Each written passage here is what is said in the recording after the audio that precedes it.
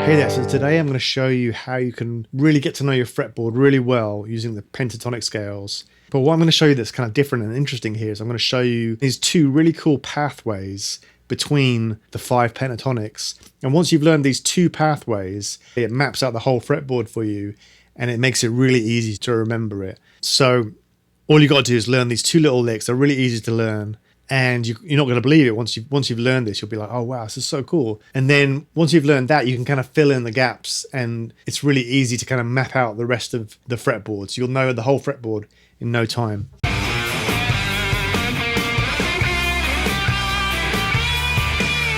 All right, so let's get into it. So one of the things that you want to really understand about the guitar is you can map things out in octaves. And if you map things out in octaves, it makes the whole thing so much easier and so much simpler, right? Because especially when you're talking about the pentatonic scale, because the pentatonic scale contains 5 notes and then the octave repeats. So I'm going to show you how those octaves span out across the guitar, across the patterns. So if you start in pattern 1, I'm going to go through the 5 notes. So there's root, minor third, 4th, 5th, and flat 7. That's it. That's the whole scale, right? And then it just repeats. So it's the same sound, right?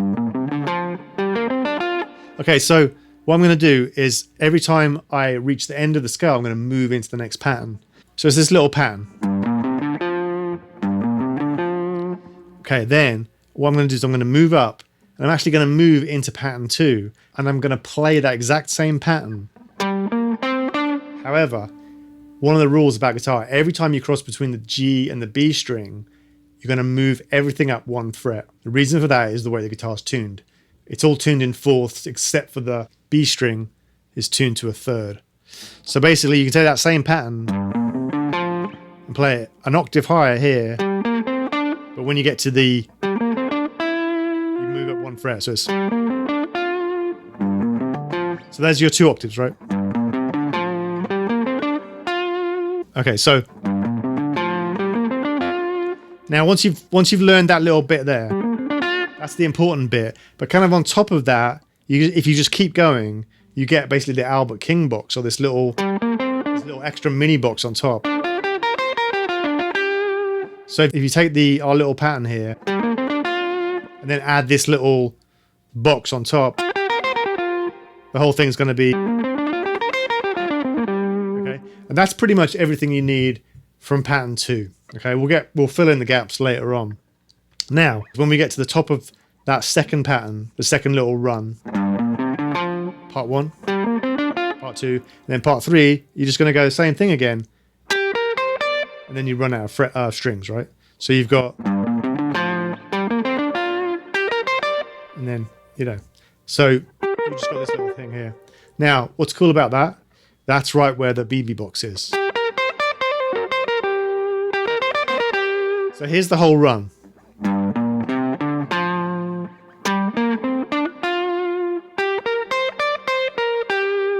Okay, so just familiarize yourself with that. It's a great run. And once you can do that, then start to play with it. Go up and down here.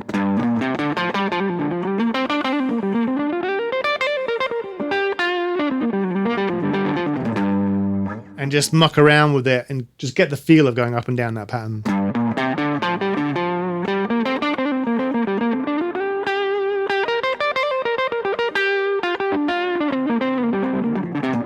And then you can add in the extra notes. Like when you already know when you're playing a pattern 1, you can always add in the classic little pattern 1 upper part here. And then you can add in your little Albert King box here. And then when you're in this BB zone, throw in a few of the major notes as well. Still think pentatonic here. We're still using our pattern. But add in a few of those.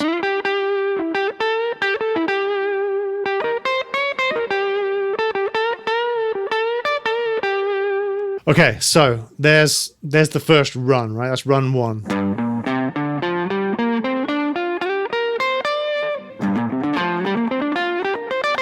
Okay, that's half of it. Here's the second run. What we're going to do is we're going to go to pattern 2, which is this one.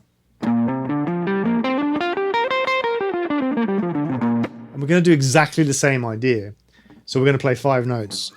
So you're going to start on the first note of pattern 2, and you're going to do exactly the same thing. So you're just going to play 5 notes. Then you're going to slide up to the next octave, and do the same thing, and then the same thing. So you got this run.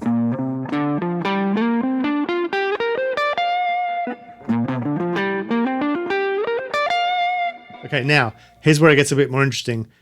Now we're going to refinger that run to make it a little bit more what most blues players do and most rock players do. Because the fingering is a bit awkward to do this. So what we're going to do is this. Okay, so it's this little shape here where you actually slide straight into the next pattern. Sorry.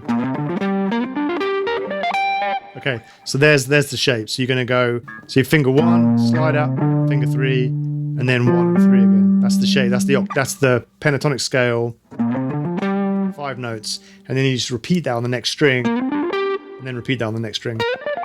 Okay, so now you've got those 2 runs, right? Here's the first run. And then you've got the next run. That takes you right from pattern 1 all the way up to pattern 5. So you've got... And then...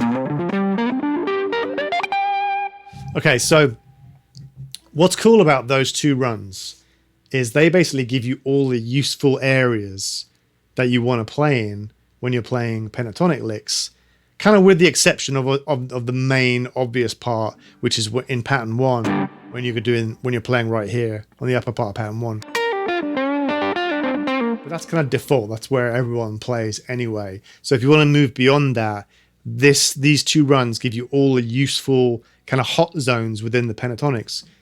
Because just being honest, when you learn those 5 patterns, there's certain places within those 5 patterns that you don't really use. Like you don't tend to actually use, like I said, you don't tend to use this zone very much. It's not that useful.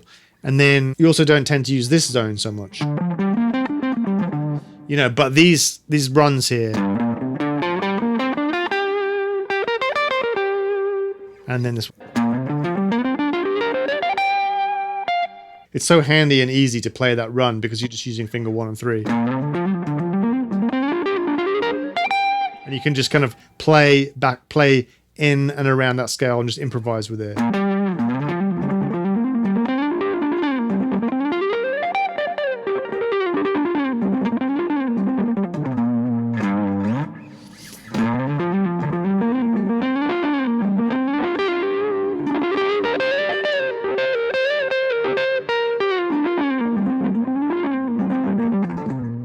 You know, and then once you've got that down, you can just start to play melodies in it.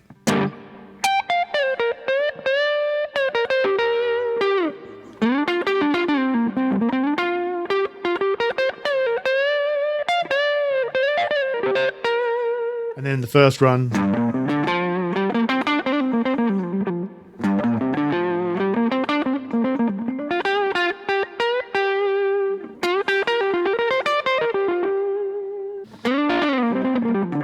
Okay, so once you've got those 2 basic runs mapped out, then you just kind of fill in the rest of the scales. So let's kind of go through and do that. So you start with pattern 1. So there's your first octave, and you just finish it off. Okay, so there's your pattern 1. And then you go to pattern 2.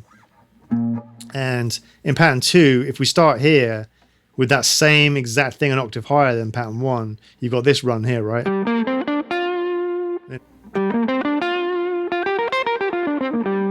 And then just finish it back off by going down. Okay, so if you start in the middle, it's easier. And then just finish it off with this kind of wide stretch here. Okay. And then on the third one, start in the BB zone, BB box. Cool thing about that is that little pattern there, it starts on the root note. So so it starts right there. And to finish it off, you keep going back down. It's got a wide stretch, and then this little box shape here. That nice little kind of riffy area. One of the cool things about the fourth pattern is it's the same. Once you've gone through patterns 1, 2, and 3, the fourth pattern is the same as the first pattern, right? but it's an octave higher and it starts on the 5th string. So it looks the same, right? And then you keep on going. And then you're gonna adjust by going up 1 fret on the B string. Another thing that helps you with pattern 4 is it's also associated with a root 5 chord. So you can kind of like superimpose that chord. It's always good to kind of like connect your chords and your scales together. So you can superimpose a G minor chord, because these are minor pentatonics, over the top. So you can kind of be thinking just the same as you can superimpose a G minor root 6 chord over pattern 1.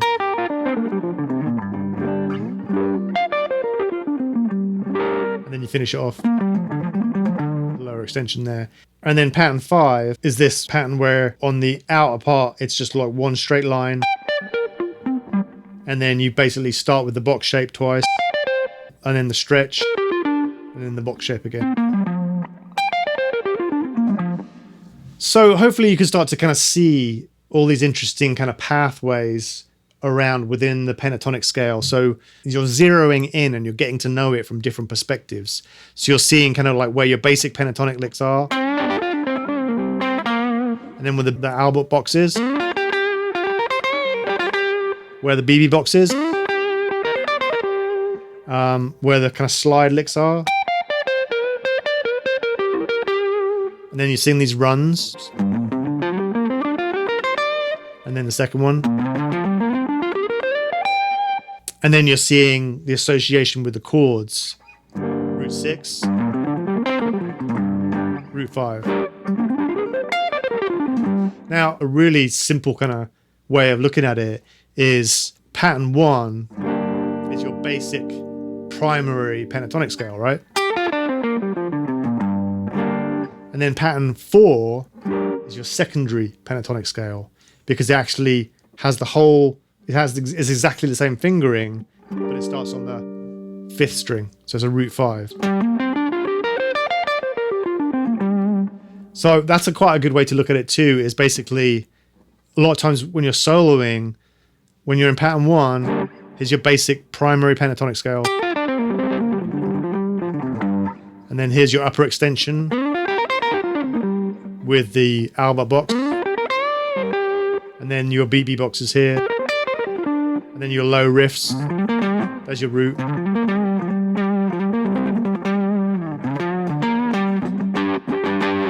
And then you jump into pattern 4, and that's your secondary box. And that's associated with the power chord right here, or the minor chord. So you got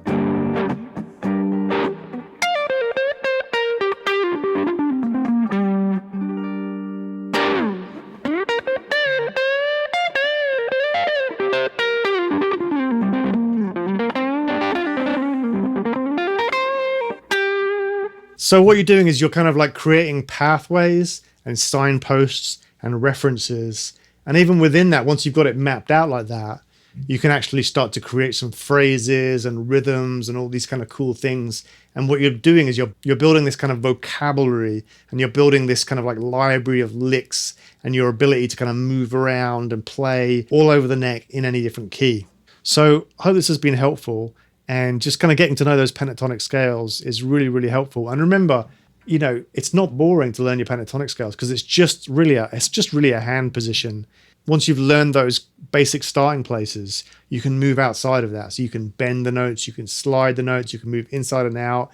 You can add in the extra kind of color tones and color notes and chromatic notes. You know, I mean, you can just literally take your pentatonic scale and you can add chromatic notes to it.